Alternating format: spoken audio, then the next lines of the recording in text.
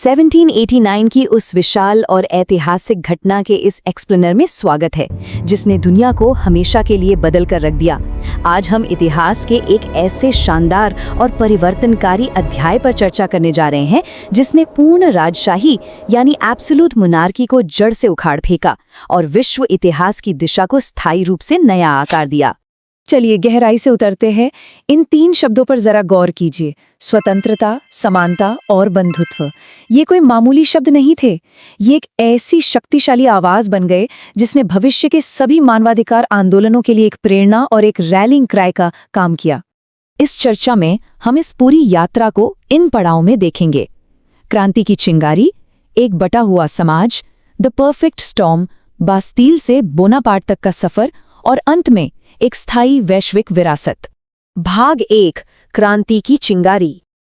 18वीं सदी के फ्रांस की कल्पना कीजिए। समाज पूरी तरह से विस्फोट के कगार पर था, बिल्कुल एक ऐसे प्रेशर कुकर की तरह जिसकी सीटी जाम हो चुकी हो। और फिर आया साल 1789। ये वो ऐतिहासिक साल है जब दशकों का सामाजिक और आर्थिक तनाव आखिरकार अपनी सारी सीमाएं पार कर गया और एक आमूलचूल क्रांतिकारी बदलाव के रूप में बाहर उबल पड़ा। भाग 2, एक बटा हुआ समाज। अब जो बात यहाँ सबसे ज्यादा दिलचस्प है वो है उस समय की भयानक असमानता, जिसे 3 एस्टेट्स प्रणाली कहा जाता था। देखिए, प्रथम एस्टेट यानी पादरी और द्वितीय एस्टेट यानी कुलीन वर्ग, इनके पास सारे विशेषाधिकार थे और इन्हें कोई टैक्स नहीं देना होता था। लेकिन तृतीय एस्टेट, जिसमें किसान, मजदूर और आम लोग शामिल थे, उनके पास राजनीतिक शक्ति बिल्कुल शून्य थी और पूरे देश के टैक्स का सारा बोझ केवल उन्हीं के कंधों पर था। क्या ये पूरी तरह से धांधली भरा सिस्टम नहीं था?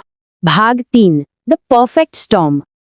और ये हमें बहुत अच्छे से दर्शाता है कि कैसे कई सारे अलग अलग दबाव एक साथ मिलकर विद्रोह के लिए एक परफेक्ट स्टॉर्म यानी एक आदर्श तूफान तैयार कर रहे थे। एक तरफ रोटी की कीमतें आसमान छू रही थी और देश भारी आर्थिक संकट से गुजर रहा था।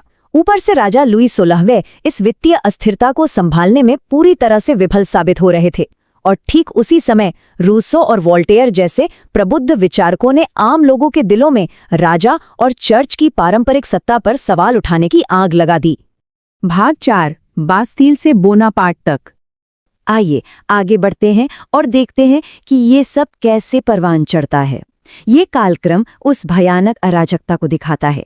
एक शुरुआती हमले से लेकर मानवाधिकारों की घोषणा, उसके बाद एक बेहद हिंसक दौर और अंततः एक नए सैन्य नेता के उदय तक। ये फ्रांस का सबसे उथल-पुथल भरा दौर था। 14 जुलाई 1789। ये वो दिन था जब जनता का गुस्सा सचमुच एक ज्वालामुखी की तरह फूट पड़ा। एक बेहद क्रोधित भीड़ ने सीधे बास्तील जेल पर हमला कर दिया। ये जेल सिर्फ कैदियों को रखने की जगह नहीं थी, बल्कि ये राजा की निरंकुश सत्ता और अत्याचार का सबसे घृणित प्रतीक थी।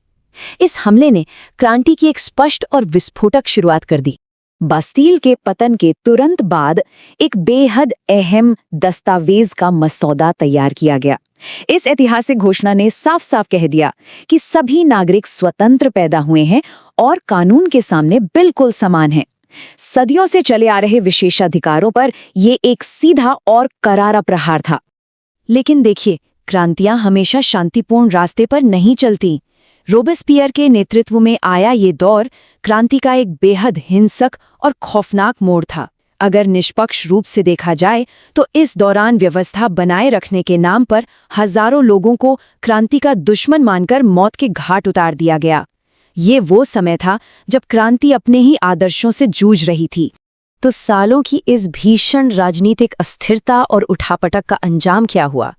इस पूरी अराजकता के बीच एक सैन्य नेता, नेपोलियन बोनापार्ट, ने नियंत्रण अपने हाथों में ले लिया। उनके सत्ता में आते ही उस क्रांतिकारी अराजकता और अनिश्चितता का अंत हो गया, जो पूरे एक दशक से फ्रांस को बुरी तरह झकझोर रही थी। भाग 5, एक स्थायी वैश्विक विरासत। तो सबसे महत्वपूर्ण बात यह है कि फ्रांस की क्रांति कोई आम घटना नहीं थी। इस उथल-पुथल ने वास्तव में मानवता के लिए क्या हासिल किया?